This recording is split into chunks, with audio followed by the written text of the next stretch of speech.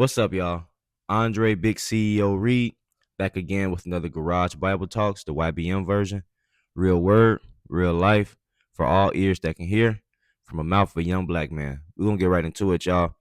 I read Genesis 5, and I think it's usually overlooked because it's the lineage from Adam to Noah. It just really talk about like age, name, the kids they have, and how long they live.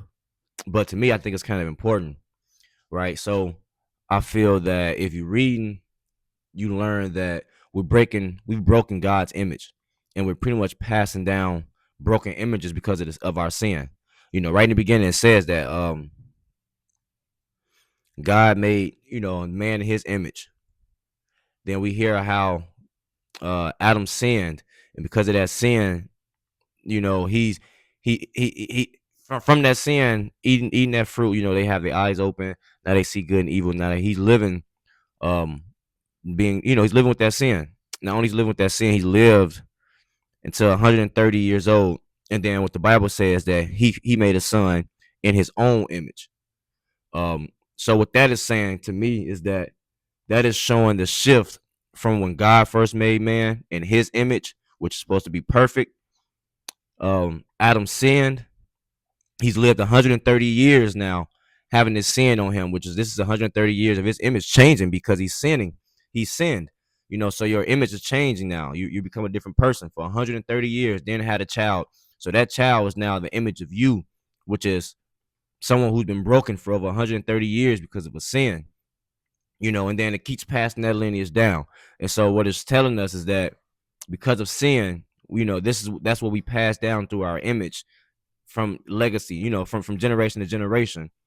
We're no longer moving God's perfect image no more because of the sins that we have and we've carried, and then we pass it along to our next generation. But there is hope. There's hope. A kid named Enoch, Enoch. I never get I never get these names right, but Enoch. It say he lived only 365 years because he walked with God. And that's what it says in the Bible. He walked with God, which is really a spiritual meaning that, he walked close with God. He did his best not to sin as much as I guess any of us, right?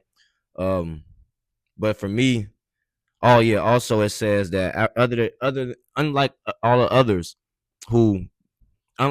others who got older and then they died, in the Bible for Enoch it says that God took him.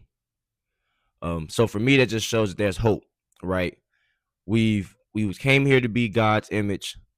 We've sinned, and it seems like we die after that. We create more images of broken images, and then we die. Enoch comes. He walks closely with God, and he doesn't die. God takes him. So for that's hope that through all the fallings that we do, there's still hope that God will keep us with Him. All right.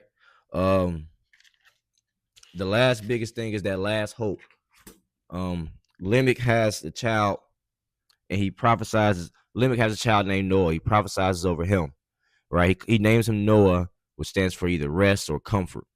Okay, and he says that he hopes that Noah will bring relief from the curse of sin and hardship. So that's kind of the end of Genesis 5. Once I get to Genesis 6, I know more about what happened, what's going to go on.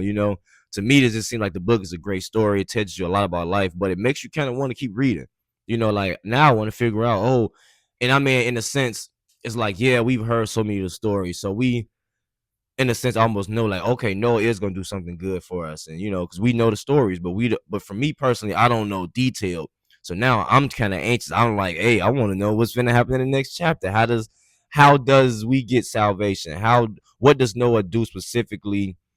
His thoughts, his minds, the lessons. I know about the Noah's Ark. We've all heard a lot of the stories, but for me, I'm kind of feel like I'm learning about God and these stories from scratch. So for me, I'm anxious to see what's going to be next. Hope y'all is too. Message for today, man.